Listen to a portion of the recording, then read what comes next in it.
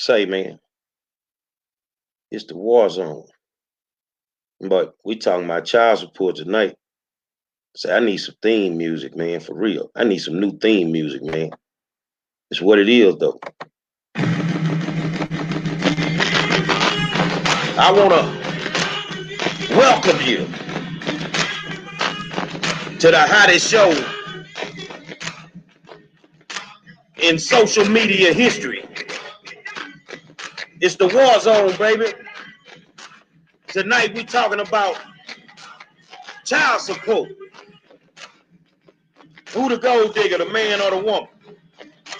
I got my beautiful co-host, Demetra K, and I got my new co-host, Donovan Sadiq.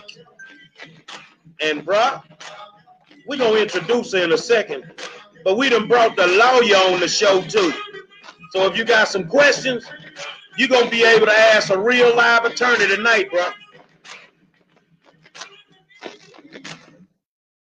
Man, killer music, man. That's just how it is in court when you go to court for child support. Whole atmosphere can change at the drop of a dime. I want to welcome y'all to the war zone tonight. Say what's going on with you, man. What's going on with you? I see I got my co-host Demetra K in the building.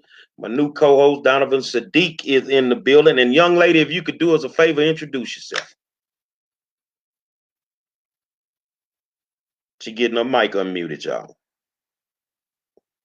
I'm sorry. Can you hear me? We can hear you.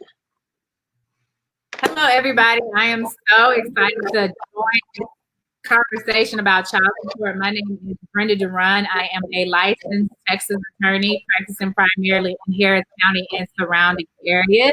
I specialize in family law litigation. So that's divorce, child support, child custody, adoption. Anything related to the family is within my purview. So I'm happy to be here, happy to answer any questions and give you the legal opinion that's in the Texas Family Code so that you guys can get a better understanding of child support in Texas. So thank you so much for having me. No problem. Demetra, go in, baby. I'm a victim. Well, okay, I'm going to take the lead once again because Gary is a victim. He has been brutalized by the child support system. And so I'm going to take over this evening with asking the questions. And so for those of you guys who saw the show yesterday, it was pretty heated and it was very informational and some great things happened. Some relationships are starting to mend, and so it's a great thing. I mean, it's a good thing that we're having this discussion because people are all over the place with how they feel about child support. There's a lot of people who are for it, and there's a whole lot of people who are against it, and there's some people who are in between.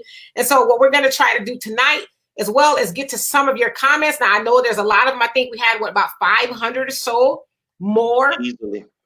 Last night, so obviously we're not going to read all 500 of them, but what we're going to, all of us are going to try to do is get some of the questions or comments that stick out and try to address those. And so the first comment I actually think is a pretty good statement. And so I want to get you guys' opinion with a true or false, and that is the child support system should be abolished. True or false? And Gary, let's start with you since you're the victim. Yeah, I think it needs to go. I mean, bottom line, was it created to actually help the child, or was it actually created for the state? I'm in Texas, for the state of Texas, just to make money off of it. You know, I don't support it. I don't feel that a judge understands that. You know, when you give me visitation rights, you telling me I can visit my child twice a month, but yet I need to develop a relationship with my child. So I don't like the system, and I think it needs to go. And let's have Well, I don't necessarily think it needs to, be abolished completely, but it does need to be revamped because it's not working to benefit families. It's really making families even more alienated from each other, and it's causing so many problems. It's putting so many people in debt. It doesn't make sense that in some situations, the guy is proven not to be the biological father, but he still has to pay for a child that's not his. So there's something wrong with that. when they say it's in the best interest of the child that this guy continues to pay, even though the guy that was supposed to be the father didn't meet the minimum 30 days or whatever? Why is it that you can get off death row based on DNA, but you can't get off child support? Our attorney, go ahead and take it away.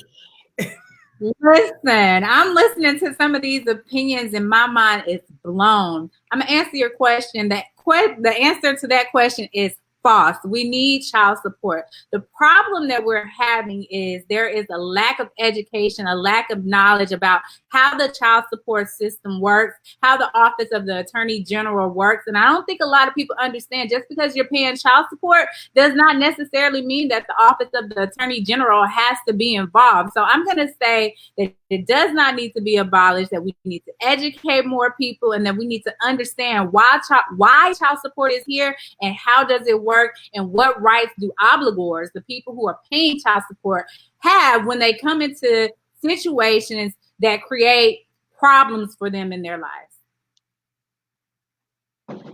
Gary? Well, I'm like Donovan. If you keep it, it's a lot of things that have to change. I'm gonna give you an example. This is the one thing that irks me to death. If you go on the child support court and the mom is the custodial parent and she continuously misses court, a lot of time they'll just keep resetting. They'll reset it.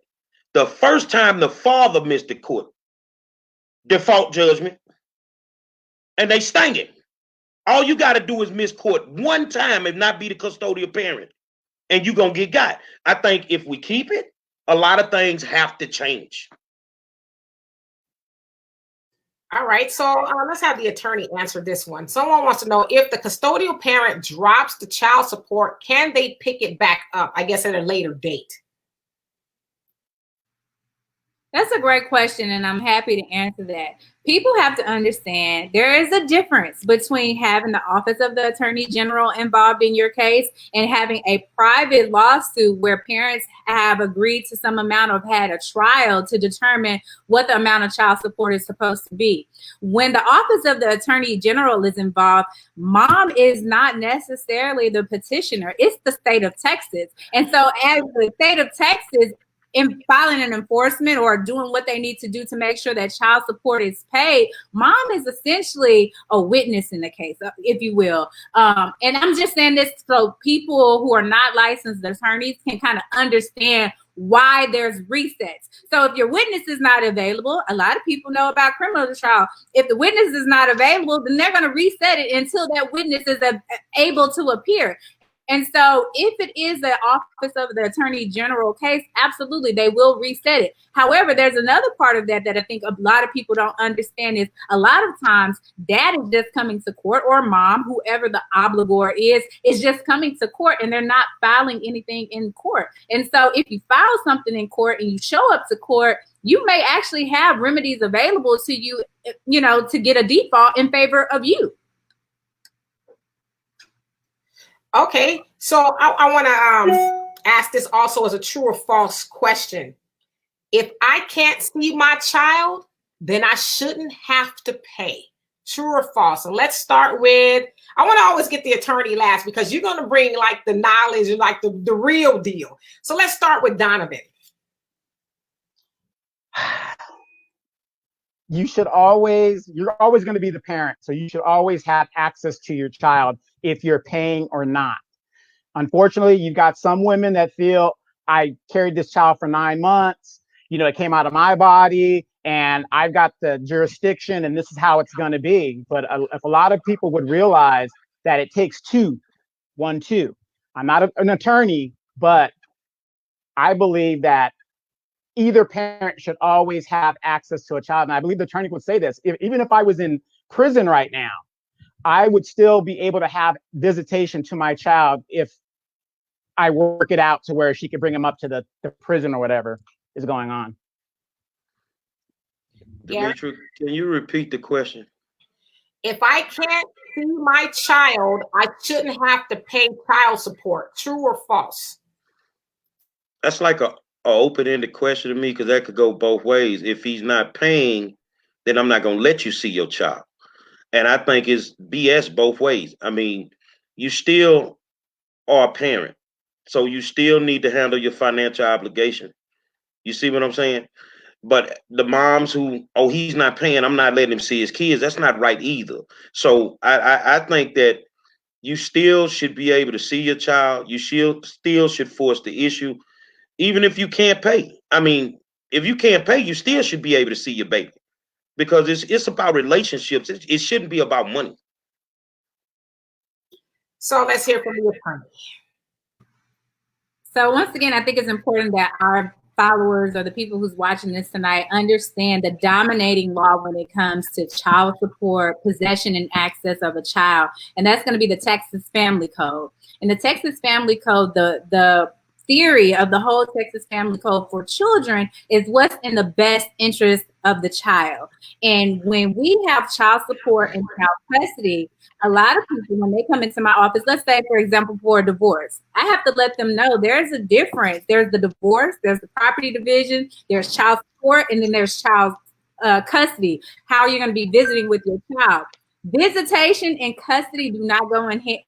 Well, sometimes they can go hand in hand, depending on who's having the child the longest, which is going to determine who's going to be able to receive child support.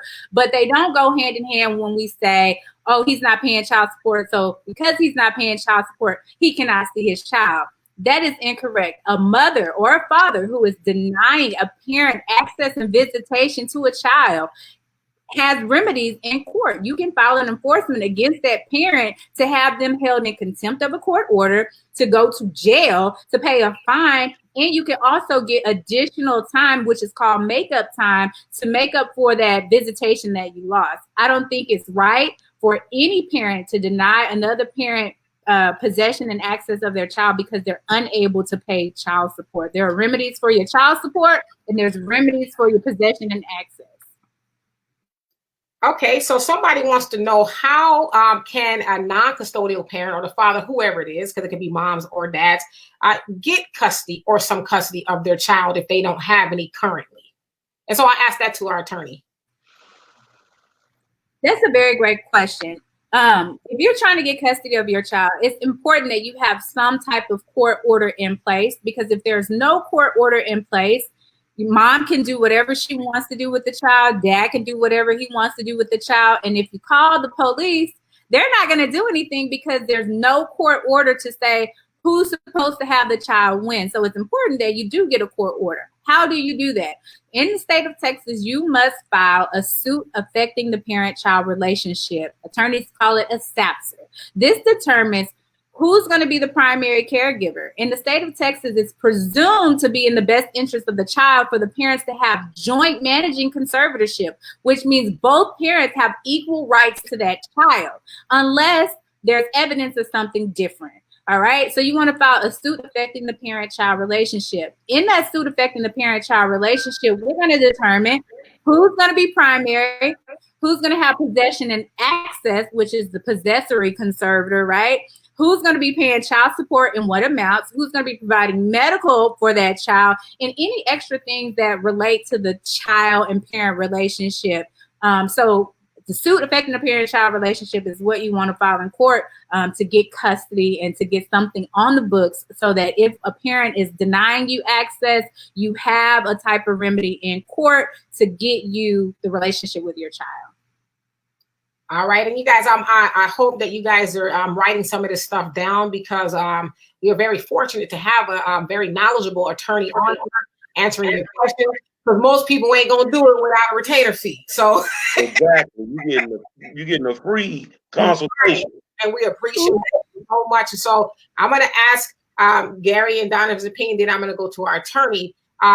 So who should the parent that's paying child support be able to claim the child on their taxes as well? How would that work? So let's start with you, Gary, and then we'll go to our attorney last. I think if you are splitting the cost of, what it takes to take care of the child, that should be alternated from year to year. It realistically should be alternated. See, I don't have long answers for this, because tonight I'm gonna be the ghetto dude in the room, because I got a bunch of hood cats watching me. So I just think if I'm paying my child support, I'm doing what I'm supposed to do. coming through with my visitations, and especially if I'm paying what I need to pay, we should alternate, putting the child on the tax return from year to year. 1 year I got her, the next year you got her. Donovan? Yeah, in my experience, I'm with Gary. You know, it should be alternated, but in my experience, I didn't really need to file for myself, so I let her do it most of the time, which actually gave me a break. But I'm talking about the child that is not through the court system. Now, the one that's in the court system, I let her have that as well because I didn't want to deal with it. I just was doing what I had to do. You go ahead and file it. I don't want to go through the problems of just dealing with it. But I have a question for the attorney when we get around to it. So let me know. All right, now we'll get the real answer from our attorney. The real answer. So it's important to know the dominating law for credit on your tax return. So Texas law has nothing to do with who's able to claim a child on their taxes. That's governed by the federal law. And the dominating law for that is going to be the Internal Revenue Code, right? And so simply put, the Internal Revenue Code says the parent who has the child the greatest amount of time is the parent who is obligated and allowed to carry the child on their taxes. However, parents can come to an agreement where one parent takes the child 1 year and another parent takes the child another year.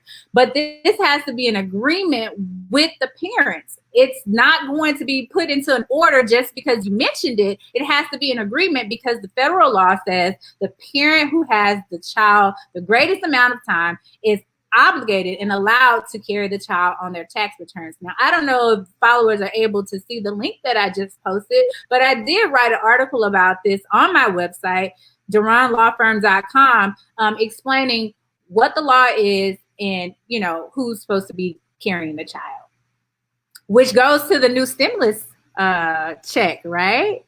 Who's going to be able to receive that? If you are in arrears, right? If you owe child support, that stimulus check, income tax, any personal injury settlements is going to be intercepted and applied towards your arrears. So, yeah, that the federal government has a huge hand in, what's going to happen with your taxes.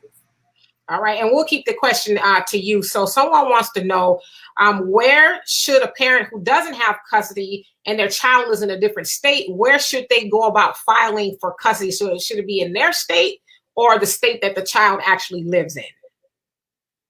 So there's a uniform family code that helps us understand where certain filings need to be made. In the state of Texas, well, anywhere, honestly, it's going to be in the county in which the child resides. So if the child is residing in Texas and Harris County, then you're going to file your suit in Texas or Harris County. However, it's important to know if there has been a prior order issued, then that court has continuing jurisdiction over that child until there has been a motion to transfer filed and granted. So if, for example, my child lives in Harris County and we move to Bell County, if I'm filing anything related to my child, I have to file it in Harris County unless I file a motion to change venue to Bell County. Now, Bell County would technically be able to hear it, but because it was filed in Harris County initially, they would have continuous jurisdiction. So what the county in which the child resides. Okay, so I have another question, and this happens to people a lot, and I want all of your opinions. Someone wants to talk about cash as a gift. A lot of times we know the non-custodial parent might say, well, here's $200, buy the child some clothes or something like that. Should that be considered a gift? Or even a lot of times people have receipts and they say they be in the system, well, it's still a gift. So I'm going to get Gary, then Donovan, and then our attorney. So should it be a gift? Like, what are your thoughts about that? Let me tell you how I work in the hood with the cats, that I know live in the hood. They go and they give these gifts, and the woman at that point, she takes it as if it's support. She's just gonna take it. She's not gonna say if it's a gift or not. There's no clarification. So for me, I think it needs to stay the way that it is. You know, just pay your money to them people and be done with it. Because, you know, giving gifts is not gonna, you know, help you in the long run. Because when you go to court, they're not looking at none of them gifts. It's a sad situation, but they're not looking at none of them gifts. Now, if I decide I just want to do something, you know, I'm gonna do it. And I don't care if it's a gift or if it's not counted, whatever. But I mean, I kind of like to stick to the way that the laws are written to protect myself. Totally agree. And you know, all this stuff right now is bringing back nightmares of, you know, me going through the system. Now that I'm out and I kind of know how the system works, because a lot of things that we're bringing up, you know, either I've heard it or I've experienced it myself within the court system. So this is a great topic. But again, from what I've learned, give them what is stipulated in your agreement through the courts. Anything else is a gift. But you wouldn't know that if you don't follow the summons, you don't show up for court. You know, you're not going to know these things. You're thinking, oh, hey, I got all this other stuff. Now, here in California, there was a case where a guy, he was giving the girl like $200 or something, you know, for like 4 or 5 years. And, you know, they were having a little relationship. And then, of course, Mad Day came and he shows up to court. He's 4 or 5 years behind in child support because she had just filed it, but she filed for the back child support. He showed whatever receipts he had. They gave him no credit. No credit. They said it's a gift. But he wouldn't know that because he doesn't know the law. So now we'll have the real answer.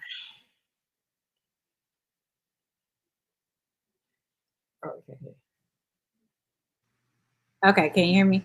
Perfect. So, guys, like, seriously, it's so important that you read your child support order and you understand what's in your child support order.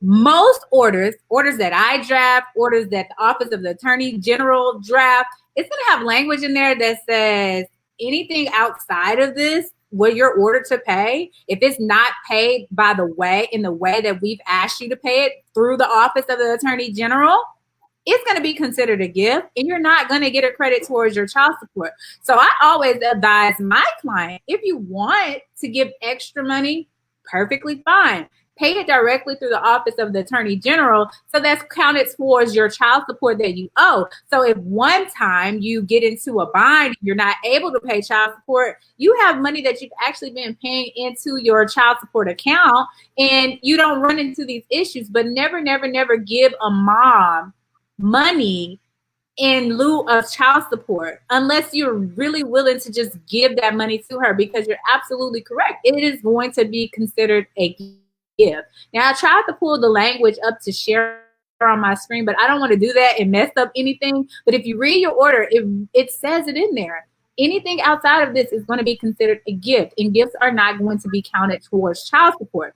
Now, if you don't have an order and you're giving money, it's very important that you keep those receipts, because when we talk about retroactive child support, in the state of Texas, we can go back 4 years, okay? We can go back. It is considered to be in the best interest of the child to go back 4 years from the time that you were not taking care of your child. So if you have receipts and you have Cash App log or Zelle log or something like that to say, no, actually, I've been giving her money for my child, then you will get credit in the state of Texas. I'm not licensed in California, so I can't speak to California law, but in the state of Texas, if you're providing actual care and support for the child and you're able to evidence that in court, you will get credit for it.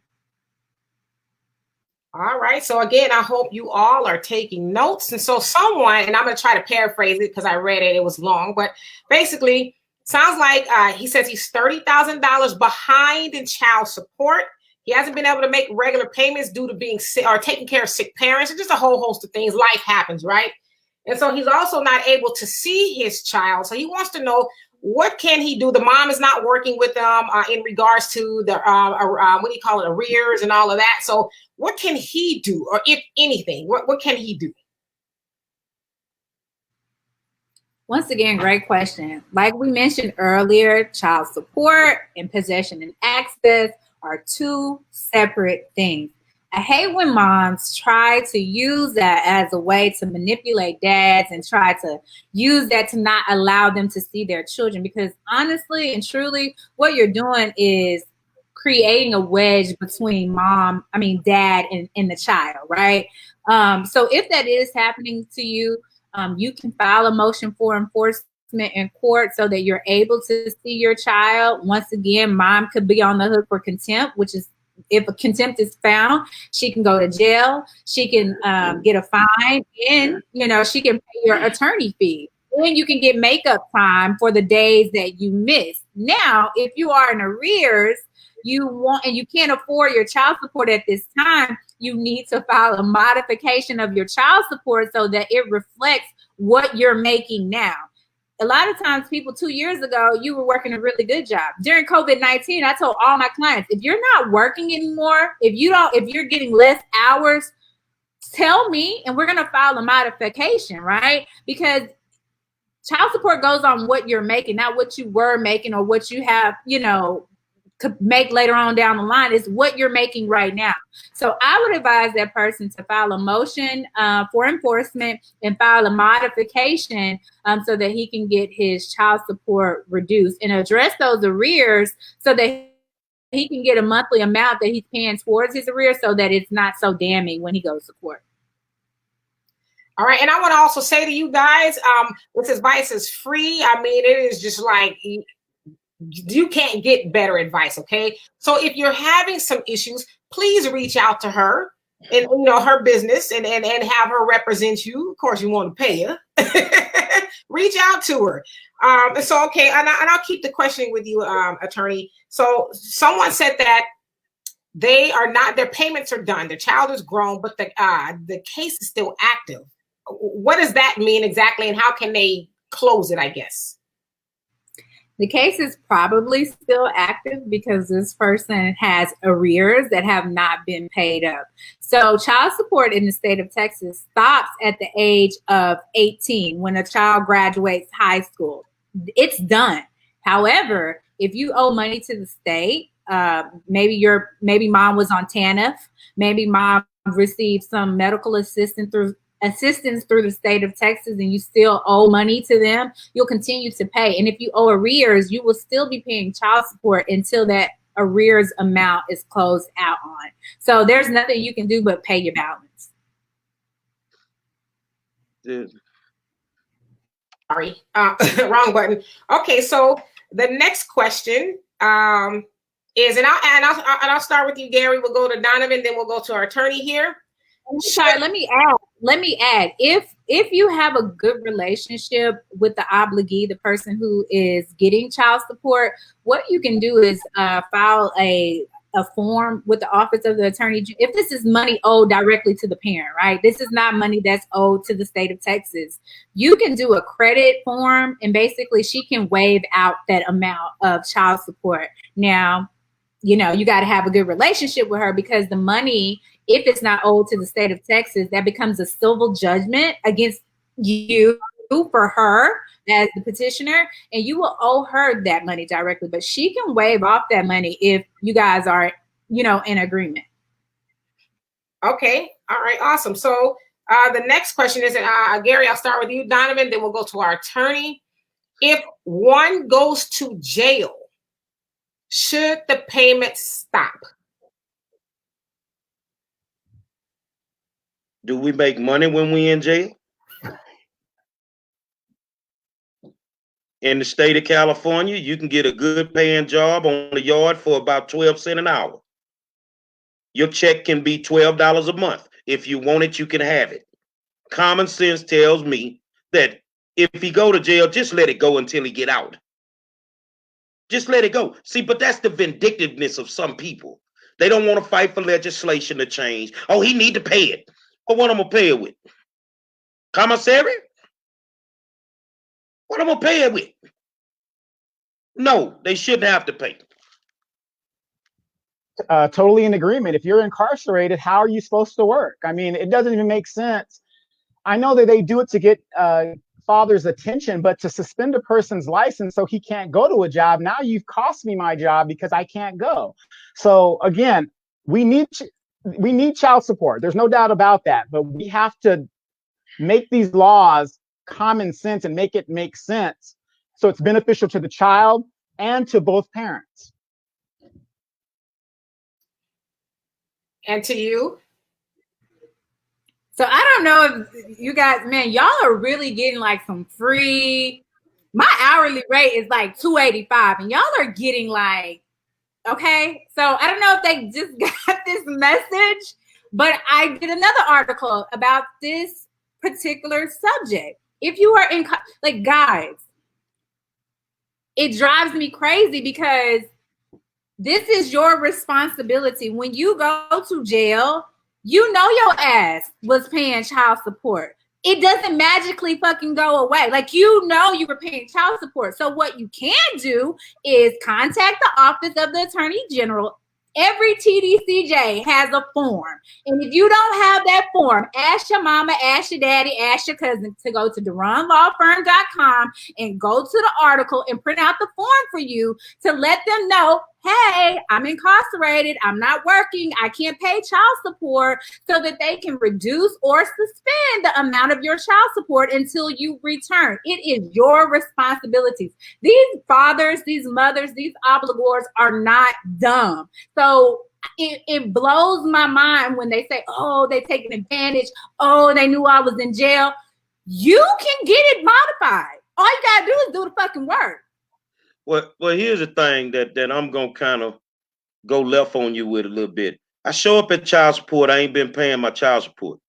The man tell me, you finna go to jail for 180 days. They put the cuffs on me. The mama know I'm in jail. The judge know I'm in jail. This is why I'm saying we need some legislative change, because it's not making sense. I understand what you're saying, what we have to do right now, but the average dude that go to child support court and ain't paid, if he get the wrong judge, he going to jail right then. So it's not like they don't know he in jail.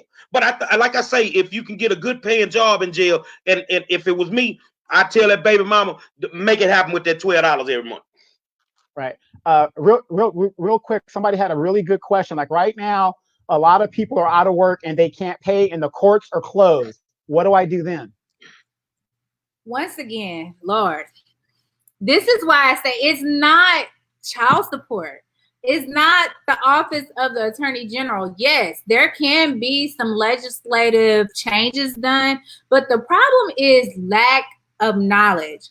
First of all, the courts are not closed. I still go to court and have virtual hearings in court on family matters, and you can still file things in court. Listen, if you are filing a modification today, absolutely, it's not going to get approved tomorrow, right? However, when you go before that judge, it's going to be retroactive. So from the date that you filed is what your child support is going to be. If you're making $5 an hour, then the judge is going to render a verdict based on your $5 hour a job, and you're going to get it retroactive from the date that you filed. The courts are not closed. You can still file. You can still file. That's misinformation that's going out there. The courts are not closed. All right. So, and Gary, is there a way we could put her website up for people to be able to contact her on the screen here? Is there a way we can do that? You'd have to send it over to me in an inbox, and I can get it up. Okay. Yeah, because we want you to get some business from this, because you're about to get a lot of business. Yeah, because you're giving the game away. All right. But can I say something? Sure, go ahead. I think when I speak of legislation, when a man goes to court and he's wrongfully convicted of something, and he goes to jail, and 20 years later, they find out he didn't do it.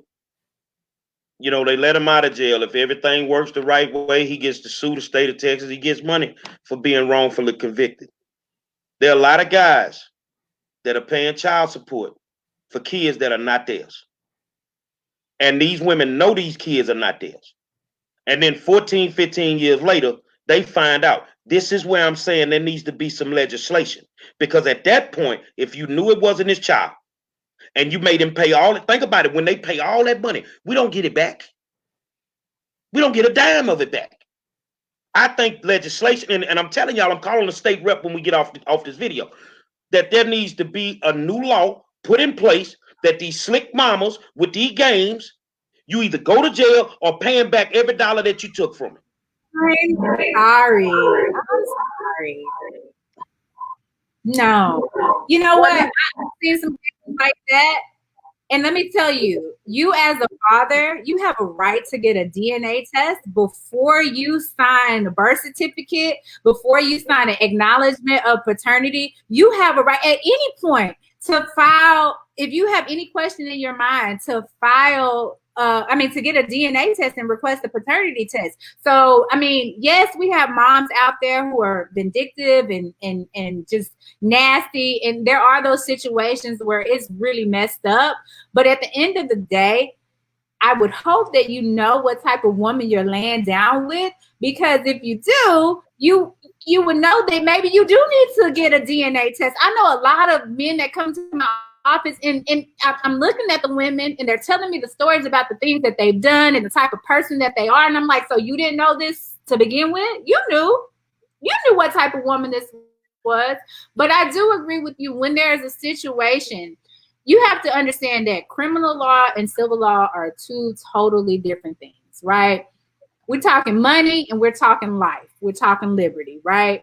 So these are two separate and different things. And even with criminal cases, because I do practice a little criminal law as well, that element of knowing, you have to know or should have known, is a very, very, very hard element of a case to prove. That's why a lot of these prosecutors who do some shady shit and shady things with these cases, it's hard to prosecute them, because that element of if they knew or should have known is hard to prove. The only person who knew or should have known is the person who did it themselves.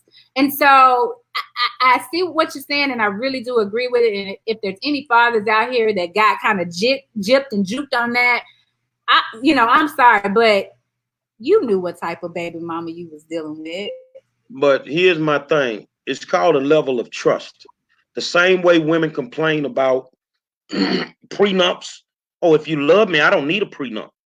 Well, some guys feel, I love her. I knew she didn't cheat on me.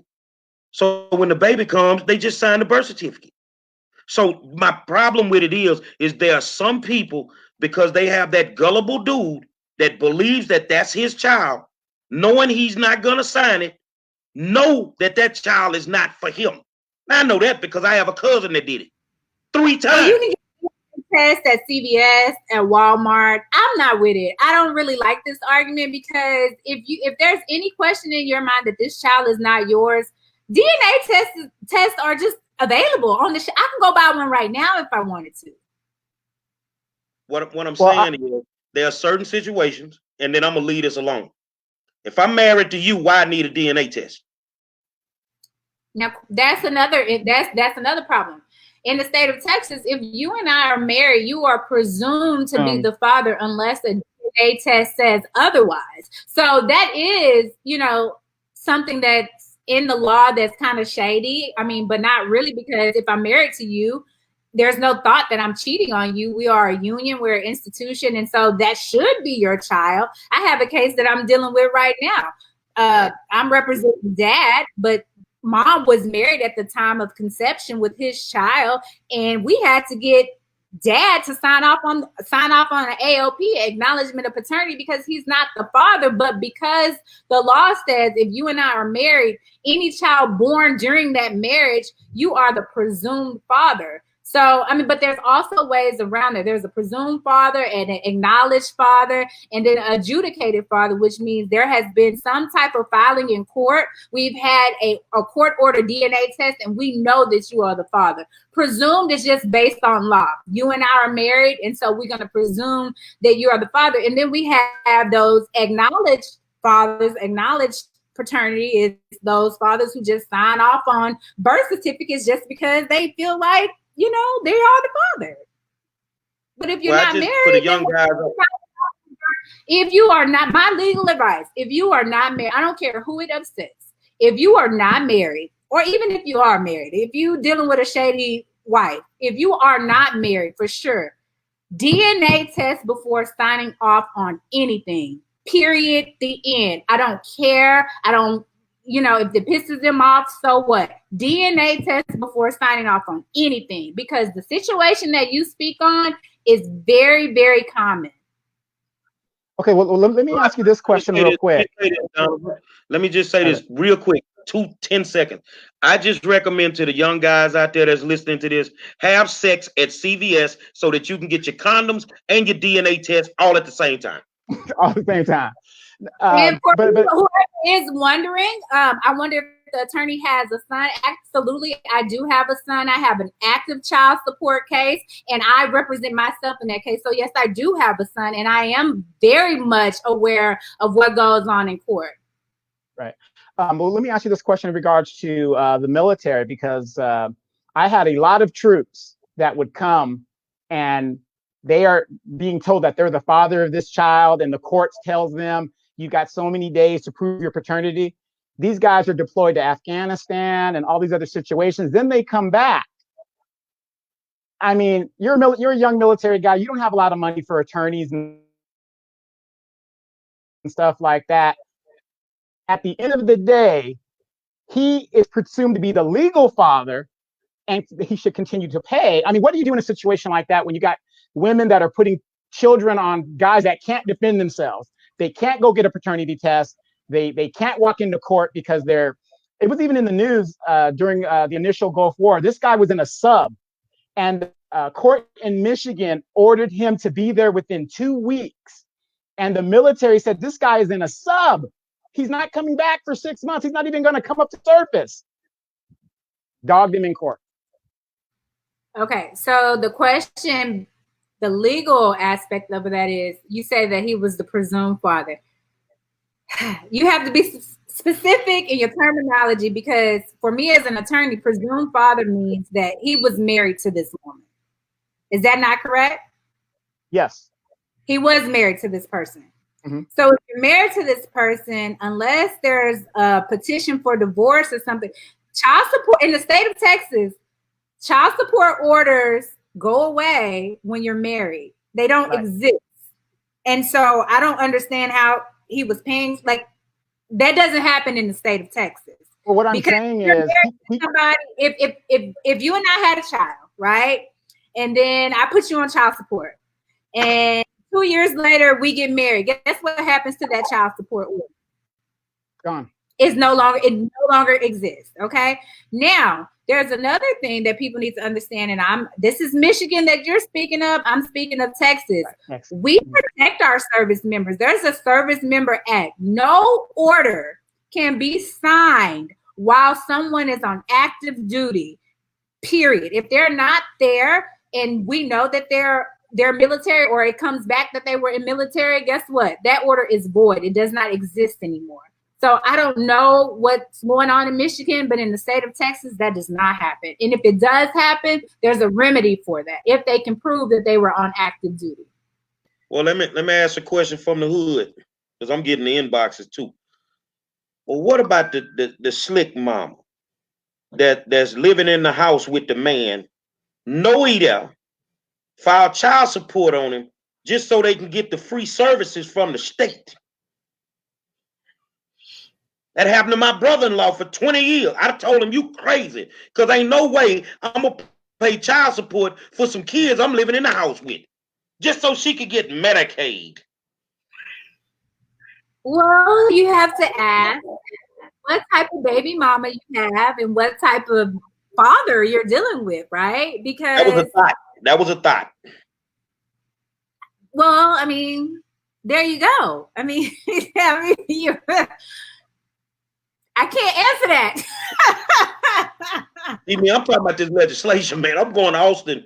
I'm finna fight for some of these dudes, man. Because this go on every day. Our mothers. They want the food stamp, the welfare.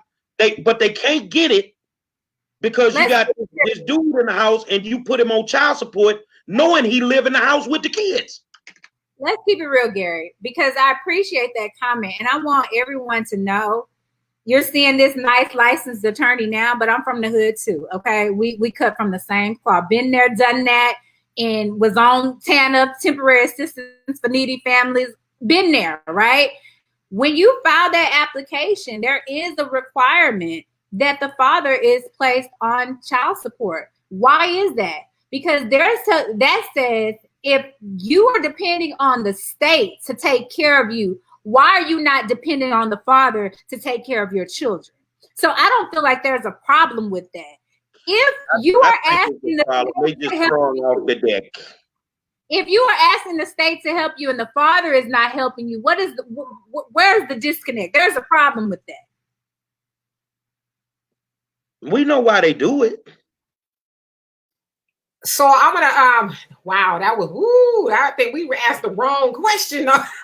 All right, so we might be getting into some deeper waters here. Really quick from all of you, true or false, it is disrespectful to ask for a DNA test. Hell no. No. I saw somebody make that comment, so I just wanted to, I kind of felt like everybody was saying no.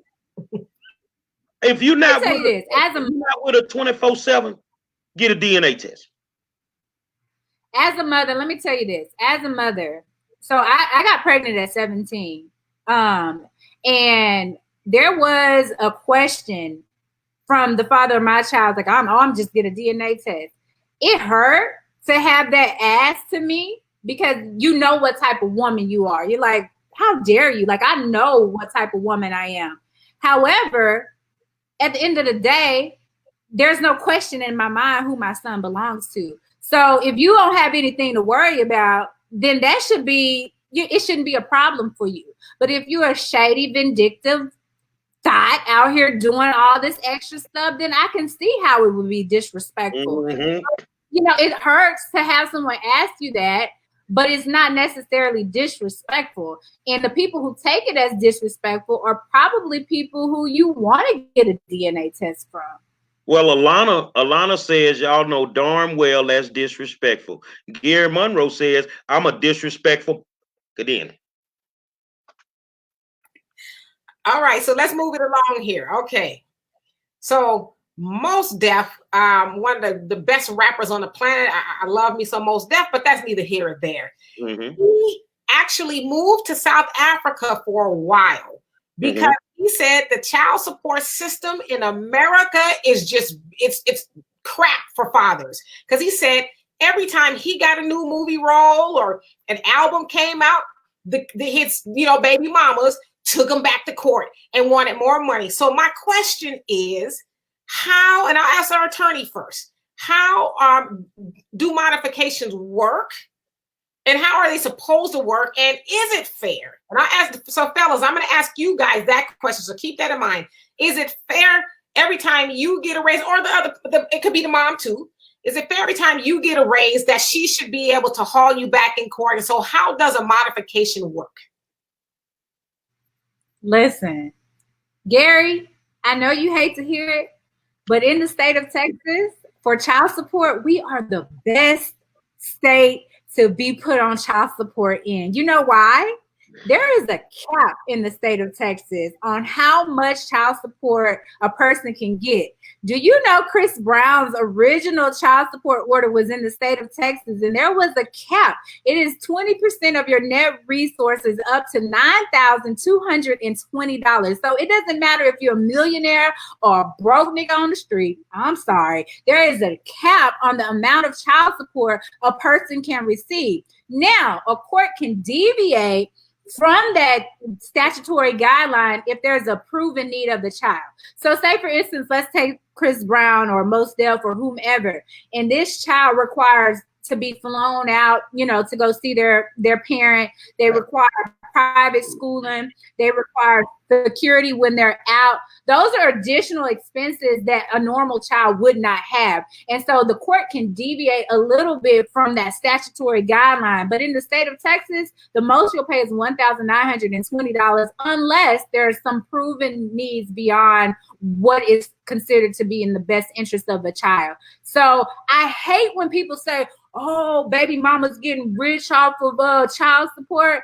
It's not that serious. Can't nobody get rich off of $1,920. My rent alone is that much. Donovan? Well, I should have moved to Texas a long time ago because California ain't having it. California ain't having it. California, if you want to get rich, take your baby and move to California. Ain't no caps. Yeah, because I'm gonna tell you, every time I got a promotion, so did she. And I mean, it really, it doesn't give you incentive to continue working or continue to do what you got to do. So, I don't think it's fair. But like I said, I live in California, so it is what it is. If I had known that Texas was like that, I would have set up residency when I retired over there. Gary? I don't really, me, when it comes to taxes, I'm on a 1099. And I'm only make what I make. So if you're looking to get rich off me, you're wasting your time. You came in the door getting you're going to go out the door getting and my pocket's going to stay the same. Oh my God. Go ahead.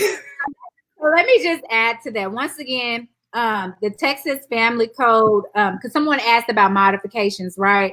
So the Texas Family Code basically says the only way that you can get an increase or a decrease in child support is if the statutory guideline or whatever method you're using to calculate child support. For me in my office, it would be, the statutory guidelines, 20% of the net resources. So you can get a modification if that amount changes by 20% or $100. So if you get a decrease, if you calculate your child support and it decreases or increases by 20% or $100, you can get a modification on child support. All right, so let's go to the issue of alienation of affection. So there's a lot of, and I think Gary and Donovan both have a story of alienation of affection to where the child was poisoned or tainted in regards to how they felt about their father. Basically, the mother told them stories that wasn't true and, made the children, I guess, dislike them, for lack of better word. So we'll start with the attorney first. Can you tell people what that means and how the courts look upon alienation of affection? And then, fellas, tell your story briefly of what that looks like for you, and then ultimately what that looks like for the child. Alienation is a big thing in child custody cases, not necessarily child support.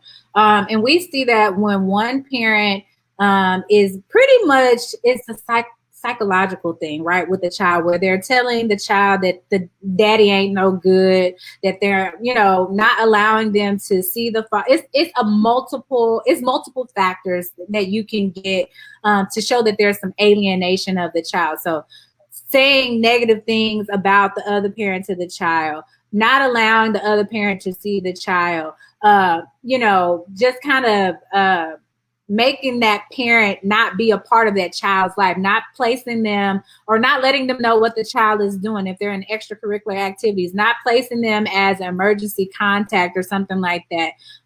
That's where we see alienation. And we use that a lot when we're attempting to change primary conservatorship over the child, because remember, Texas Family Code says what's in the best interest of the child. So if you're alienating a parent from the child, it may be in the best interest for that other parent to have primary conservatorship over that child, so that the other parent can have a continuing healthy relationship with the alienated parent.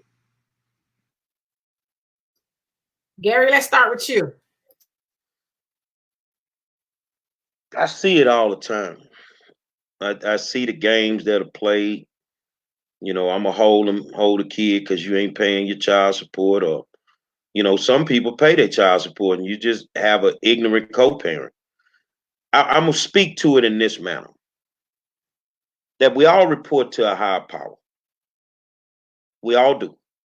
And eventually you're going to have to stand in judgment with that higher power for the things that you did. I think that boys need to be in their father's lives because they have to teach them how to be men. I think the girls need to be in their father's lives because girls tend to gravitate to their fathers. You know what I'm saying? How do you expect her to learn how to be treated as a young lady if you won't allow her father to show her. That's all it boils down to with me. I mean, whatever we've been through, we've been through. Now it's time to, if you can repair, you can repair. And I just think time has a way of catching up with people. And whatever that situation that kept you separated from your kids, whether it's man or woman, you got to remember when they get old enough, they'll reach out and they'll try to figure it out. There's going to come a time when you have to answer. So you may answer before you die, but you definitely will answer when it's time for judgment. Sure, absolutely. In my situation, like I said, it was a very sad situation. I had a young indiscretion. Had a Desert Storm baby when I came back from Desert Storm. And as you know, military, you're going to pay your money. I went through the child support system on my first child. So I'm getting money garnished out of my check. So, paid the money faithfully. She got default judgments against me while I'm overseas. Didn't worry about it because, money's money, didn't really care about it. So I'm flying, I'm a pilot at this time. I'm flying in and out, going through country to country, doing what I got to do. Can't be there all the time, child, because I'm serving the country, which is what my father did to me. My father was an aviator as well. So to me, that's normal. That's the lifestyle that I live. I come back, he's a senior in high school. We sit down and he's asking me those questions. Hey, Dad, why aren't you here all the time? Why do you keep doing this stuff? Mom says you're a deadbeat. Mom said you didn't pay no child support. Showed him the paper that said 0. Mom tells him, oh, that's a fake paper. I said, whatever you believe, call this number. It is what it is.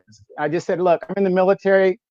You can't serve a military career without paying child support. That just doesn't happen. Blew my child's mind away. Haven't really talked to him in like 8 years. And it's just a telling story that you got like a lot of these women will do this stuff. And, a lot of people say that I shouldn't be bitter. Okay. I didn't do anything for this woman to turn my child against me the way she did. Now, I know I'm joking when I say this, but if I would have, if I see this woman have so much rage, because if you feel, if they feel that I'm a dirtbag or whatever, that's between me and her.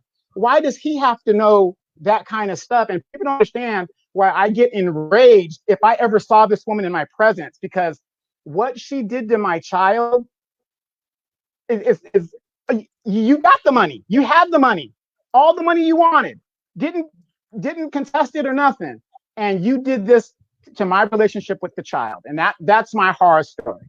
But as I matured, my younger child, I made sure I didn't go through no court systems. I didn't need no lawyer, none of that stuff. So I learned from, my previous mistakes. But a lot of women do that. And it's really unfortunate. It's really unfortunate. Somebody raised the issue of holidays. I just want to ask a basic question.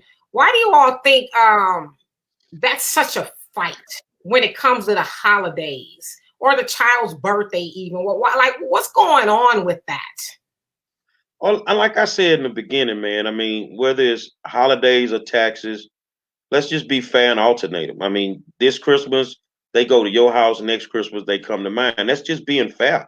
I mean, when you're an adult, that is the best way to come up with the resolution to that problem. It's not a big issue to me because I understand it. But I mean, what stops you from going visit your child at mom's house if she allows you on the holiday? Nothing.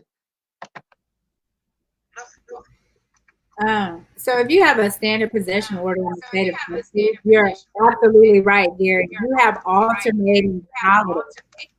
I don't know who this is. It's making me echo. Yeah, mute their microphones. Okay. Okay. Yeah, that's better. So if you have a standard possession order, you are alternating holidays. One parent would have the child on even years and one parent would have the child on odd years. So that is something that is in the standard possession order. I always recommend that you at least get a consultation with an attorney before you go into the office of the Attorney General's office, because a lot of the stuff that they draft up is standard. And if you don't know what standard is, you don't know what you're signing up for. And you can deviate. In the state of Texas, you don't have to go by a standard possession order. You can come to some type of agreement with mom or with dad on something that is not standard. I have a client who's a firefighter, and because of his schedule, he can't exercise the first, the third, the fifth weekend. It just does not work for him. So what we did was, with 30 days notice, he can elect which weekends he wants so that he has a continuous relationship with his child. If holidays or if birthdays are a problem, you just need to sit down and think of what is fair. What is in the best interest of the child? Because it's not fair for one parent to always have this child on a particular holiday. It's not fair for one parent to have this child every birthday, every time it's their birthday. It's not fair. It's not in the best interest of the child. It doesn't help to create a continuing healthy relationship with the other parent. And so if that is an issue, at least get a consultation with an attorney so they can give you ideas on how to handle yourself with the office of the Attorney General, so that they can formulate a customized order that works best for your family. And don't feel forced into an agreement either.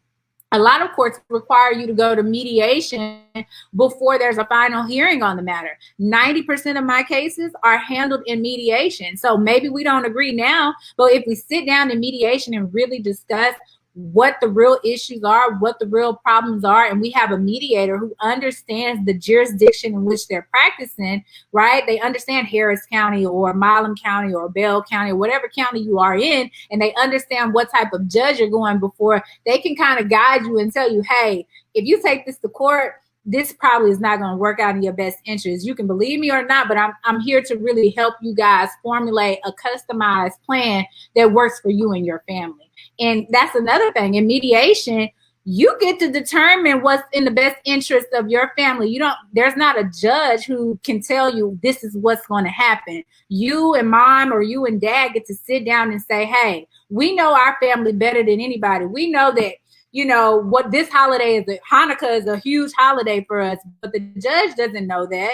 They doesn't know that, oh, my grandma died on June 1st. And so that's a big thing in my family. And so it's very important that I have my child on this day, even though in the standard possession order, it's not a day that I'm supposed to have. You can manipulate and customize an order that works for you. And I don't think a lot of parents understand that. When they go through the AG's office, they see the standard possession order and they think that's an end all be all when it is not. Okay. And so, and I see a comment, Al, he says, if you have an awesome relationship with the parent, you won't have any issues. I wholeheartedly agree, but that's probably rare nowadays for whatever reason. And so this is kind of going off the cuff. And then we have a new guest. Well, what is your name? I don't think he can hear me. So he can't hear. So, okay. So someone said, a woman has 6 kids and has been on the system, right? When is she going to be held accountable? I know I realize I have a lot to do with child support. Never. I guess the person is probably wondering, well, the father is held accountable. Why isn't a mother who has 6 kids, and is relying on the system for, for assistance? How come she's not held accountable? So maybe our attorney can answer that one. And then everyone else can chime in.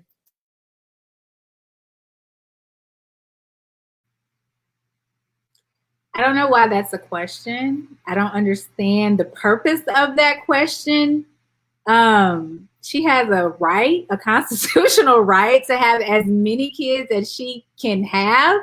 And those fathers who are impregnating her have an obligation and a duty to take care of their children.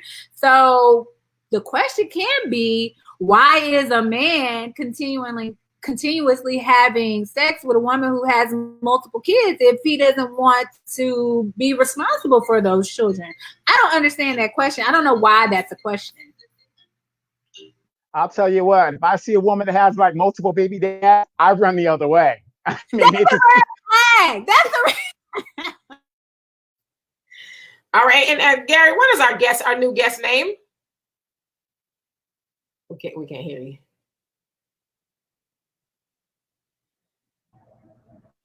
So hello there. Can you hear me? I can hear you. Hi, it's Lanisha's husband. Yeah, well, what's your Can you name? hear me? Yes, we hear you. What's your name? Yes, we hear you.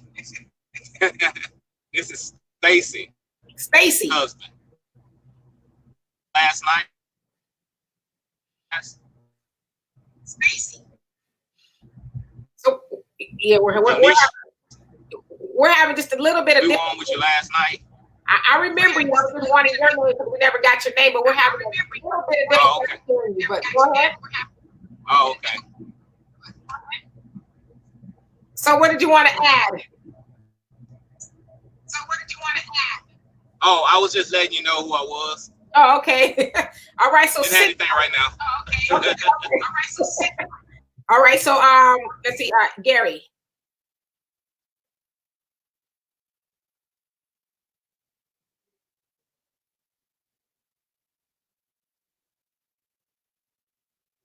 We can't hear you. I'm gonna step up for the ladies right now. Which one of y'all big mamas didn't have 12, 13 kids? What's so wrong with a woman having a bunch of kids?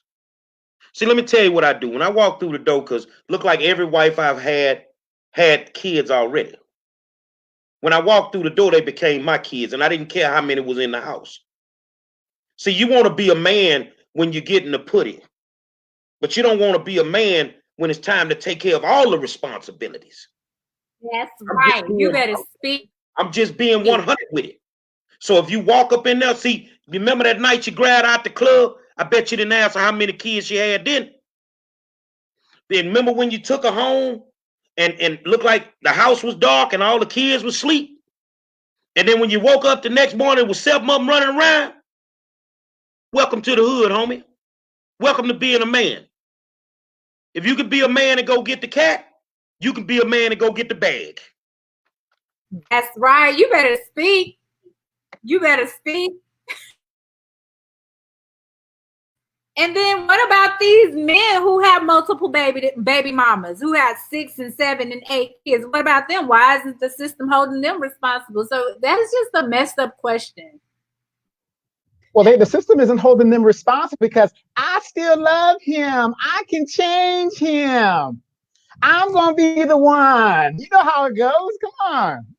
You know, we do want to be the one to change him. We do. He's not a dog. He just didn't meet me yet. Okay, so let me say this. Someone says, Black women have learned what the state will do for her, mainly to keep the man away. Let me tell you, listen, there's judges watching this live right now on my stream. And I can tell you, when I go to court defending a father, judges are waiting for fathers to step up and assert their parental rights. The problem that we're having is men do not know what their rights are. They have this idea that the system is out to get me, that this system is, just for moms, and it's a losing battle for me. But the fathers who assert their rights, they look very good in court.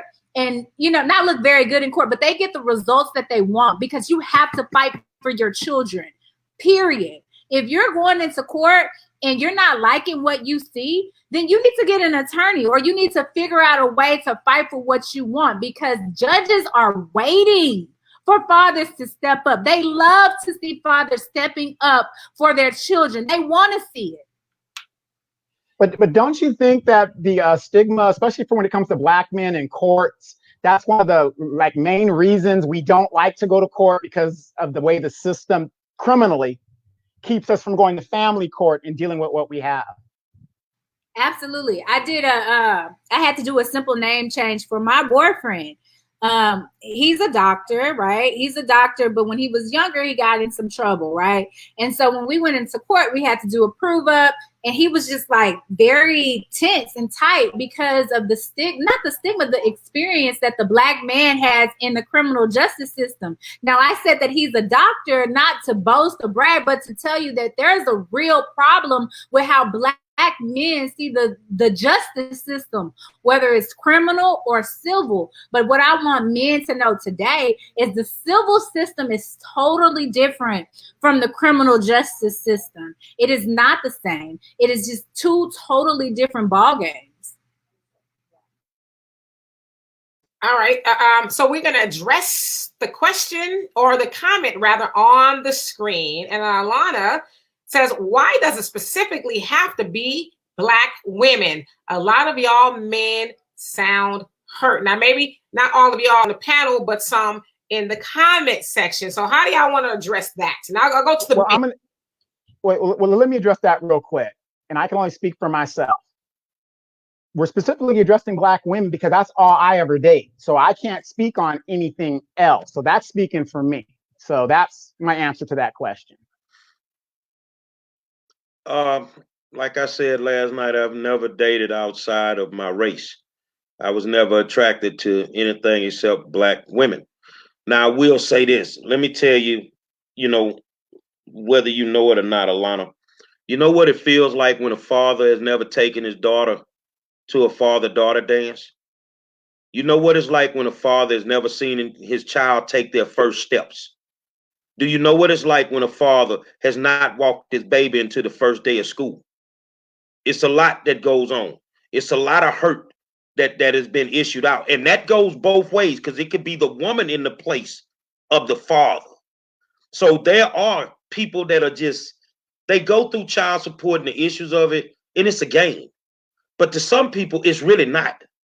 So yes, some fathers are hurt. Some fathers are hurt.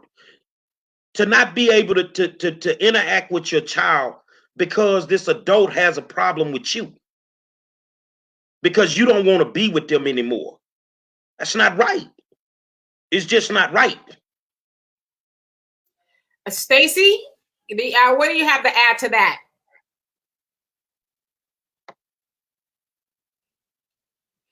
Okay, well, we'll try to get him when he gets to it. Yeah, he's driving. Can you hear us? We have to come back to you when you get a more of a stable connection. Okay, we have to come back to you when you get more of a stable connection. Yeah, that's what I'm trying to do. Yeah, hold on one second. Okay, well, we'll come right back to you. Let me see here. I'm trying to see if there's more questions on here. Okay. Let me see here. I'm trying to see. So go ahead. Okay. Well, we'll come back to him. Okay, so let me ask this in general. It doesn't have to, it can be a man or a woman. Like, at what point does a person come to an understanding? Maybe the other parent, Stacey, if you can mute your phone a little bit, that the other person is going through some things, whether they lost their job, or I'm not talking about the habitual, I ain't got no job type of parent. I'm talking about, for example, this is the COVID situation. A lot of people have lost their jobs. At what point do we show some compassion and say, okay, you know what? Right now I'm doing okay. I can carry, the financial burden for the child for a minute. That, like, does that ever become a consideration? Because I'm speaking for myself. I know, like with my daughter's father, I never received child support. He was just one of them dudes. Like I said, we're on good terms now. But I, took care of my daughter. But there was a time that we did go to court, and he always showed up. I don't have a job. But he had little side things he would do. So finally, the judge got mad and says, every time you came here, you said you didn't have a job. She says, what do you do? He says, I'm a chef. So she goes into her computer. She goes, okay, per my calculation. Now, this is a long time ago. She says, you can at least pay $15 an hour. So she looked at what I made and looked at what he made. And she says, now, because he took me back and I had owed him. I never paid it because he never enforced it. I wasn't going to give it to him anyway because I was taking care of my child. But she says, now you owe her. And he blew up. I don't have a job. She says, I'm tired of you saying that you don't have a job, but you could have a job.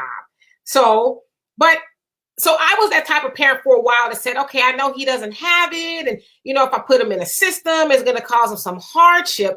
I'm not talking about those situations, but a guy or a woman is down on his or her luck. When do we say, okay, I'm going to give you a pass for a month or two?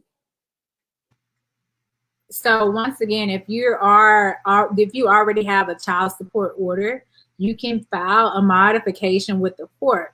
While it's important that you understand why we have these courts of continuing jurisdiction, right? You're going to continue to go to the same court and not necessarily the same judge because we elect them every so often, but you're going to go to the same court every time, and your file is available for those judges to see how many times you requested a modification. To your instance with the chef job, the Texas Family Code does have a clause in there that says if you are intentionally underemployed or unemployed, we can go based on what you should be making. So if he's a chef and he's not showing no documentation or showing anything, a judge can very well say, well, this is what you should be making, or this is what you could be making. And so I'm going to base child support based on that, right? However, if you are going on hard times and this is something that's not often for you, file the modification in court. Have your case heard before a judge. And, I believe a judge will show you sympathy. But at the end of the day, if you have to go to a judge, you have to go to a judge, but you can't get a modification. A mom cannot modify a custody order, right? If think of criminally, because a lot of African-American people know how the criminal justice system works, right? Think about a protective order. If the judge says there's a no contact order, you do not contact this person, right? That person, that victim cannot say, oh, yeah, you can come by me, because if a police officer comes and you're in contact with that person, guess what? You're going to jail because that's violation of a court order. So when you're thinking of these things, I want you to think of that child support order, and mom cannot say, oh, you know what, this month don't pay, because at the end of the day, you're still going to occur arrears, and at any point she can come back in and file an enforcement against you. So anytime there's a change in employment or circumstances, file a modification, get a ruling from a judge or get an order from a judge, because you guys can agree, but there still has to be an order signed off by the judge. That's a good point. I didn't even think of that. Even though the mom says don't pay, it's still going to be building up. So that's a good point. So somebody says, and I'll leave this with the attorney. The question: the child support system is making money off of having people tied up into the child support system. So true or false? True, but think of it this way. Attorneys who work for the Office of Attorney General, they have a salary, right? Right? And so my hourly rate, I'll tell you, is $285. It's a reasonable rate for me. But think about those attorneys who are filing those enforcements on behalf of the custodial parent, who are, the Office of the Attorney General is doing the accounting, making sure that, he's paid up, he's doing what he's supposed to do. You're not doing that. You don't file the enforcement, because if you do, you're going to go to a private attorney, which I'm much more expensive than what the Office of the Attorney General is. So yes, they're making money, but it's not a substantial amount of money where it's like, oh my God, we're paying these Office of Attorney General, we're paying these assistant AGs millions and millions of dollars. They don't make that much. They don't make that much money. So what you're paying is, a price to help you with your case. Now you can come to me and you can pay that money to me, and we don't have to go through the Office of the Attorney General's office. We can have a court order where it says, hey, you pay her directly on the first of the month. And if, we can do it that way, but you are going to the Office of the Attorney General. So yeah, that's going to be something that you have to pay. Yeah. And remember, it's not just for the mom, because we are honing in on child support, but the Office of the Attorney General does the possession and access order too. And so fathers, they're doing a service for you to ensure that you're getting access and possession of your child. So it's not just a one-way street. Okay, Demetra fell off. She'll come back in. I just think that it's a tough situation nowadays in some areas dealing with this. And right now, Donovan, I would say, because I'm looking at some comments, especially Lori Justice Mitchell's been making since we started. And the money this, the money that, for me, I'm gonna tell you straight up, because I'm straight out the hood. You keep your kitty, shouty. Mm-hmm. You can keep your kitty, shouty, because I don't want to deal with you. If it's a headache before we even get off into it, I know it's gonna be a headache when the kid comes. And I don't have time to be trying to raise a child through my pocketbook. I don't have time for that. And that's the way that a lot, and you know what, I'm gonna give the women credit. What I can't say is the ghetto women. I can't say it's the suburban woman. But some of these women nowadays don't get it. You're destroying the relationship with the child, and you don't know that's what you're doing because you're the custodial parent. You just think you controlling everything. But what about the fathers? What about the fathers who are not exercising their possession and access, who are not fighting for their rights to their children? They're messing up their relationship with their children too, because at the end of the day, as a parent, a child is expensive. I don't care what nobody say. For the longest, until my son started going through his puberty and stuff, I stayed in a 1-bedroom apartment. But then when my son started going through puberty, it was like, you know what? You and I can't even sleep in the same bed no more, because that's a problem, right? And so it's more expensive to raise a child. Now I have to stay in the 2-bedroom, and there's things that kids want to do. Extracurricular activities, taking them to and from these extracurricular activities, making sure they have tutoring. If your child is not with their father, I don't care what nobody say, therapy is essential for a child who is being raised without their parent, whether that's mother or father, because at the end of the day, when they get older, they're going to have to deal with those issues. So it's very expensive to raise a child outside of, period, not even in a marriage, but it's expensive to raise a child. But we're talking about child support, the money aspect of it all. But we can flip it and talk about fathers who, just because they have to pay child support, and in the state of Texas is really not that much, because we have caps, right, that are not exercising first, their third, their fifth weekend. They're not getting their 30 days or 42 days in the summer. They're not exercising their alternate holidays. So let's talk about them, because that's affecting the child too. Let's talk about this. I was raised by a strong Black woman that made $119 a week. She had 2 kids and no husband. She never complained. She did what she needed to do. Now I got women nowadays making $2,000-3,000 a week, and all they do is whine and complain about being a parent, whether single or with a man. You want a child, accept the responsibilities, because we know sometimes it's not going to work out perfect. The man may leave, or the woman may leave, or whatever. Man or woman up, and stop complaining. My mom made $119 a week. And she took care of daycare, put food on the table. These folk get 2,000-3,000, and they can't even put their goddamn shoes on no more. I don't think it matters what amount of money a mother makes, or what amount a father makes, who's the custodial parent. At the end of the day, this person did not make this child by themselves. And so there is a level of responsibility on the other side that must be addressed. So I don't care how much money someone is making. That other parent needs to contribute to raising that child, period. The end. There's nothing to it. And we have to get out of this mentality as African American people about struggling. We want to struggle in love. We want to struggle in raising kids. We want to struggle in everything as if that's right. It's not okay to struggle. It's not okay. Right. There was a question that somebody asked. The statute of limitation on arrears. Now, in California, there is no statute of limitation. That's California, and I know that. But what about Texas? In the state of Texas, retroactive child support is considered to be in the best interest of the child to go back 4 years. Now, if there's another reason why they should do more than 4 years, that argument can be heard. And if there's a compelling reason for them to do more than 4 years, then the court can. But it's 4 years. Hello. I don't know. we have everybody's using the air conditioner stuff in our neighborhood, so the power just glitched. I was like, ugh. So my apologies for that. And I was listening to the conversation just a little bit. But so Marcus has vehemently been inboxing me, and he wanted me to ask this question. So I think I read his question wrong.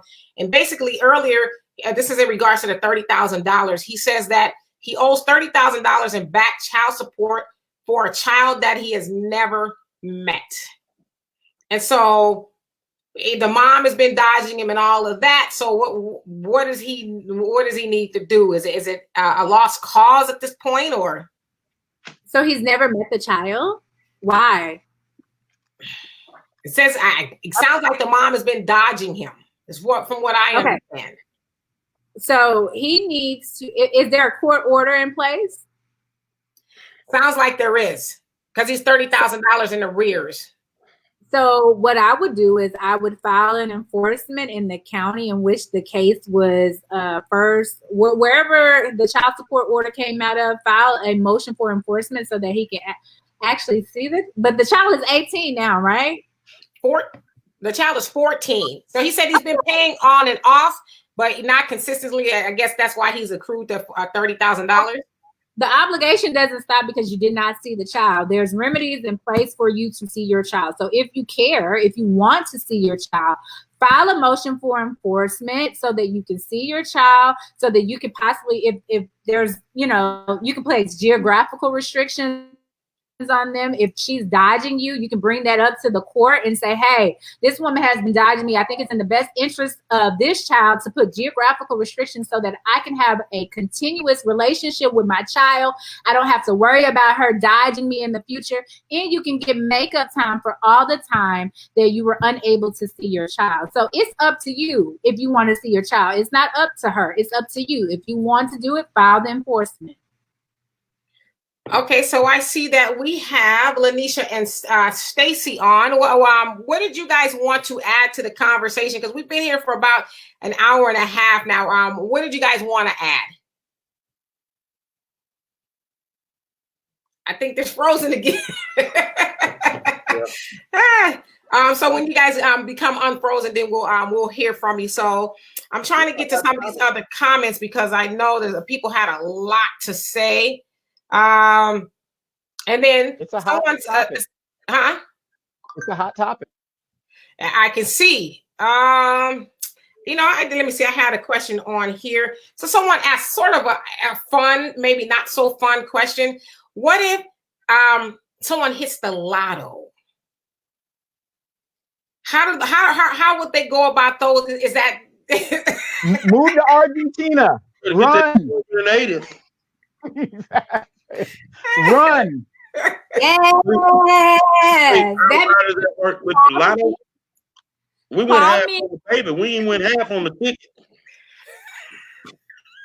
Right. All right. So the Texas Family Code says any income, right? Your net resources are any income. So if that's lottery, if that's certain level of sometimes disability, if you're getting tips, if you're getting bonuses, all that is going to be considered in determining the amount of child support you're supposed to pay. So maybe your child support increases for the year of 2020 because you hit the lottery, but maybe next year it decreases if you file the modification like you're supposed to because you no longer have that money.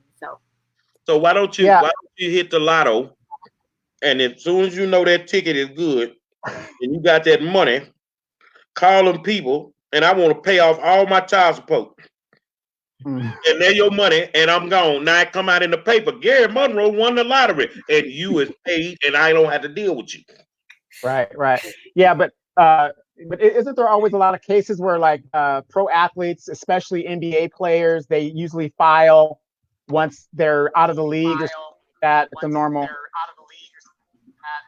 Well, I do have the privilege of representing some athletes.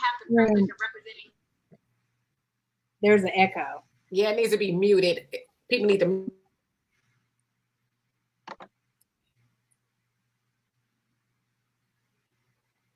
Can we hear me now? Okay.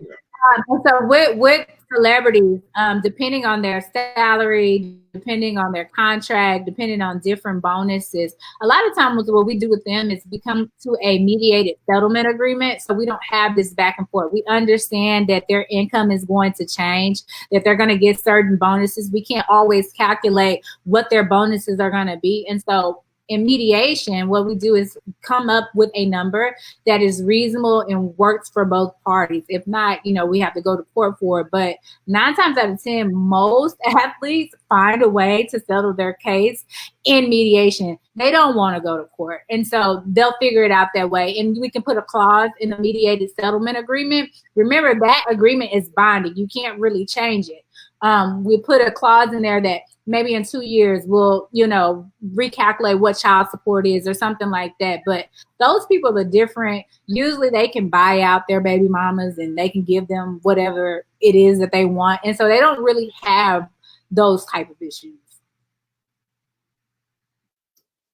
Okay, so let's touch upon this. And I know we've been here for a while, so we'll wrap up in just a few, I guess, Gary, if that's up to you guys. I know you guys are tired.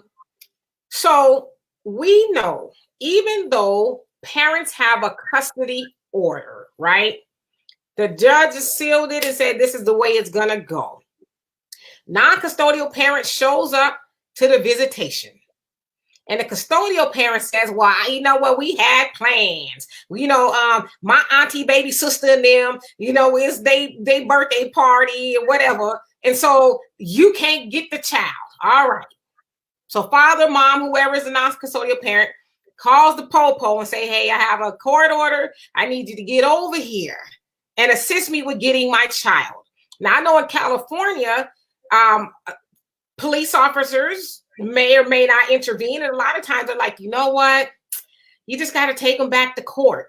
And they often don't assist the non-custodial parent. So, our attorney, can you speak to that? I mean, because I know it would be a headache if I was a non-custodial parent. Every time I showed up to pick my child up, the other parent is giving me, a whole bunch of excuses to why I can't get my child. And it's costly to continue to go back to court, especially if you have a good job to modify. So what's your best advice?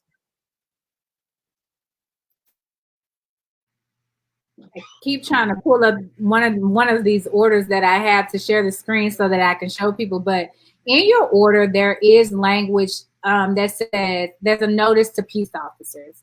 In that notice, it says a peace officer may use any force reasonably necessary to enforce the order within that paper, right? So number one is, if you're dealing with that type of parent, make sure that you have a certified copy of your order with you at all times. Sometimes police officers will help. Sometimes they will. If you have the proper documentation, they will help. They will assist you. They will, make sure that they use reasonable force to get you your child. Sometimes they won't. Sometimes they won't get involved. If it's one of those situations where they're not getting involved, then you do want to contact an attorney. If it's like summer visitation, what we can file is a writ of habeas, which means it's basically bring the child to court so that we can see if your order is valid and if there's a reason for this parent to deny you visitation for some reason. Because there are cases where there's been molestation, there's been abuse in some way. And as a parent, I'm not allowing you to have my child. I don't care what's in a court order. Do what you need to do. But if that's not a situation, then you can go before the court, and then the court will issue a writ of attachment, which then orders a police officer to go get your child. So the custody order that you have, it's a protection for police officers that say, if you're going by this order, there won't be any civil action against you if you enforce it. But a writ of attachment is an order from a court to say you must go get this child for the parent. So there's a couple of ways that you can handle that. My best advice would be contact an attorney. If you can't afford one, at least schedule a consultation. All right, so Stacey and Lanisha, looks like you are back. What do you all have to add to the conversation? I think you guys are in a better spot for reception now. So what do you have to add to the conversation? You go first. Well, for me, I'm just gonna put it like this, flat out. A whole lot of this, to me, it just seems like a whole bunch of legal mumbo jumbo. Okay, the reason why I'm saying that is because it's almost like it's a game a lot of these people play. You know what I mean? With people's lives, which is unfortunate. You know, I understand that there are certain people that their situations, they know how to deal with each other, but then you have some people that don't. They may need the court, may need the law, whatever. But what's so ridiculous to me is that why do we even have a system in place? You know what I mean? If by seem like a lot of times by default, the non-custodial parent gets just the tail end of everything, whether they understand their rights or don't understand their rights. You know what I mean? And I understand there are certain things in place to protect that, but at the same time, I'm just trying to figure out where do they, you know, I mean, draw the line with a lot of this stuff, because I don't understand how, like you say, if a parent is not allowing the other parent to get their children a specific time and they're supposed to. When I was dealing with my situation, I didn't even want to deal with going to court, spending a whole bunch of money, and so I had to figure out the best way I possibly could to try to work things out with the other parent on my own, even though they didn't, you know, hold into that bargain most of the time. But I just wasn't going to go through all that unnecessary nonsense. And I always thought about this also was the fact that, okay, why is it almost seems like, I could be wrong, why does it seem like to me it's always by default that most of the time it's either the mother ends up with the children, as if to say that the father is not well equipped enough to take care of a child, when there are a lot of great fathers that can do the job. If the father is making enough money to take care of the children, you know what I'm saying? And if the mother does not have the means, why not let the child just live with the father? But I understand every situation is different. I get that. But it seems like to me, by default, whether it's a divorce, whether it's whatever, the children end up with the mother. And sometimes vice versa. It could be that the mother is probably capable of taking care of the children, but they may give them to the father for whatever reason. But for the most part, it's always the mother get the children, not the father. And you have some great fathers that are willing and able, and they can do it. But like I said before, they get the tail end of the stick. I don't understand that.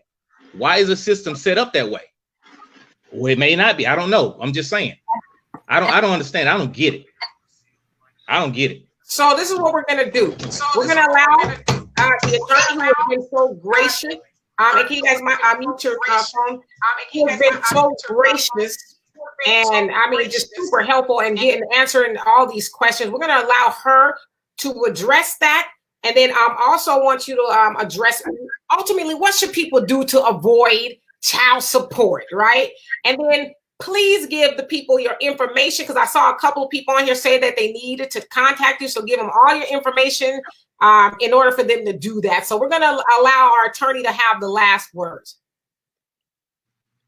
All right. So I'm just to slide this Cash App to y'all, okay? So if any of this information has been helpful to you in any way, if I answer any of your questions, Cash App Brenda's My Lawyer, BRENDAS My Lawyer, okay? And you can find me on Instagram at Brenda's My Lawyer. And when you go there, you can see all my information on how to contact me, how to schedule a consultation.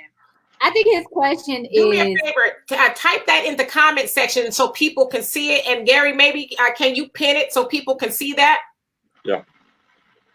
I don't think I can. I can send it to a private chat to you guys. You see it, Gary? Hold on. What is your cash app, sweetheart? Brenda's my lawyer, BRENDAS. If you go My to the lawyer. live comments, you can see her. She typed it in on the live comment, Gary. We see where it says live comments and then private chat. So go to the private chat and you can see it there. Okay. Got it. I put it wrong. You got it? I can't. And Brenda's. But I'm gonna go ahead and just kind of bounce off of this individual's comment. Let me tell you, the fathers who get default judgments are one, who don't take child custody or child support hearing seriously, or two, they don't fight for their children. You do not have to agree to anything unless a judge has ordered it. So if you're not the number one thing that I see is the standard possession order, right? The first, the third, the fifth weekend, 30 days in the summer, alternating holidays. In Texas, we have also an expanded possession. So if you're in close proximity and you have a good relationship with your child, you can do a standard possession order with elections, meaning you get your child overnight on Thursdays instead of from 6 to 8. Like, you get expanded time with your child. But a lot of people don't know their rights. They don't know what they can get. They don't understand. There's this stigma that the system is against them.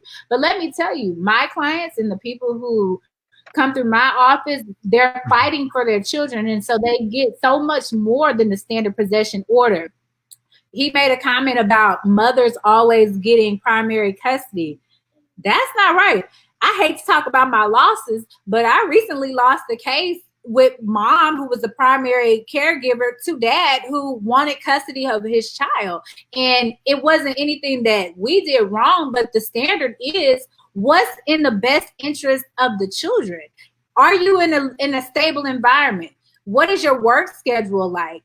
Who is the child most connected to, and who has the child been living with for most of the time? How are they doing in school? Do they have any disabilities? Like, there are several factors that go into who's going to be the primary caregiver. But let me tell you, if there's an AG case and I file for child support and you don't contest custody, then that's on you. That's on you. That's not the system. That's you not knowing. And I tell people all the time, yes, getting an attorney is expensive. Even my clients, when they come to me with a custody case, I tell them this: custody cases are my most expensive cases. And two, this is going to be very draining and very long. I have a custody case that I've been on for 2 years. We still haven't made a determination on who's going to be the primary caregiver. But if you are willing to fight for your child, there's no money, there's no time, there's no anything that's going to stop you from getting what you want, right? And so my argument, and not even my argument, but what I see in the courts is that fathers are just not, they don't know, and they're not fighting. So if you can't do anything else, if you cannot afford an attorney, get a consultation. My consultations, I'm going to tell you what I can do for you, and I'm going to tell you what you can do for yourself. So it's not just about you hiring me. It's how can I help you? You pay for an hour of my time. Any question that you have, any issue that you have, I'm going to help you address it. And when you leave my office, you're going to have some type of strategy on how you can handle it. Now, you're not an attorney, so you might mess up doing it, but I'm going to tell you what you need to do. But a lot of fathers don't do that. They go to these AG courts by themselves and they don't fight. Yeah, I'm just going to say this real quick. I can tell you guys this, especially the fathers out there, because I went through it just like everybody else went through it. The same laws they use against you, you could use those exact same laws for your benefit. So that's the best advice that I can give you. All right. And so in closing, how can one avoid child support court ultimately? You can. So the AG's office does not have to be a part of your order. You can have an order that does not even mention anything with the Attorney General's office, so long as mom or dad, for the let's say the children have not received TANF, they've not received governmental medical assistance in any way. You can avoid the AG's office totally by getting some type of agreement and paper and saying, you know what, we don't need the AG's office to account for how much money you've been paying for child support. We don't need them to file enforcement if you don't pay. If you don't pay, I'll file enforcement through my private attorney. But you don't have to involve the Attorney General's office. You don't. You can file your SAPSER and you guys can go to mediation and agree to an amount. It doesn't have to be based on statutory guidelines. If I say, hey, Gary, you know what? I know that you, whatever, pay $100. We can agree to don't pay nothing. I can agree for you to not pay anything. I can agree for whatever it is that I want. And we can draft an order that says what we want it to say, and we don't have to involve the AG's office. But child support is going to be the only way to not have to pay child support is if the parent who has primary custody says, I don't want your child support. And what I was looking for, and Al actually hit the nail on the head. He says, for one, have a great relationship with parents and choose wisely with who you lay down with, because as I said yesterday, if you can't see yourself being with that person for at least 18 years, put your clothes back on and do a 360 out the room and say, all that looks good, but I know the job is dangerous and I don't want to sign up for it. So time out. Doris Brown said mediation is full of bullshit. There is a difference between mediation with the Attorney General's office and private mediation. Mediation with the Attorney General's office, 100% bullshit. They're there to do a job and they're going to do their job, and either you agree or you don't agree. What I would recommend is if you are summoned to go to a mediation for child support court, you can file your own answer. I tell my clients who cannot afford my services all the time, go to texashelp.org and pull their different filing, like motions and stuff, and file a motion for that. Most of the courts here in Harris County require mediation before a final trial. You'll have to pay for a private mediator. It's anywhere between $250 to $450 for 4 hours. But these attorneys are experienced attorneys. They've been before these judges before. Just like I'm telling you the law tonight, they're going to tell you, hey, this is what's in the Texas Family Code. And so those mediations aren't bullshit. They're very helpful in resolving matters with families. So yes and no. Mediation, I love mediation. I'd rather do mediation because it allows parents to dictate what's going to happen with their family, as opposed to me exposing you on the stand and making you look like a horrible parent that would be in mediation. Because that's my job. When I go to trial, I'm making you look like shit. I'm making you look like an unfit parent who does not deserve to have possession of, not possession, but custody, primary custody over this child. That is my job. Right. And so we have been here for about hour and 50 minutes. And so we could honestly be here forever, but we are all going to get out of here. Please, you guys, the link is up there. Brenda's my lawyer at Cash App. If you found something that was helpful, even if you didn't, you just enjoyed listening to her give a lot of great advice, go ahead and visit her Cash App and leave a little something in there, right? There you go, Donovan, that big baller. So I'm going to actually turn it over to you now, Gary. I tell you, to answer your question, how do you avoid child support court? Very, very simple for Gary W. Monroe. You can call me Jackathon Joe, and you can keep your coochie shouted. That's how I feel. I'm not going through it no more. Period. So I want you to understand one thing, that tomorrow night, I got my man coming through tomorrow night, man. Leon Chambers. The goody man gonna be here tomorrow night. See, that goody gets you in child support court. So tomorrow night, we're gonna take it to the trail ride. We've been in the middle of the war zone. My good attorney friend, Attorney Brenda, my beautiful co-host Demetra K, my new co-host Donovan, and I am the 5-star general.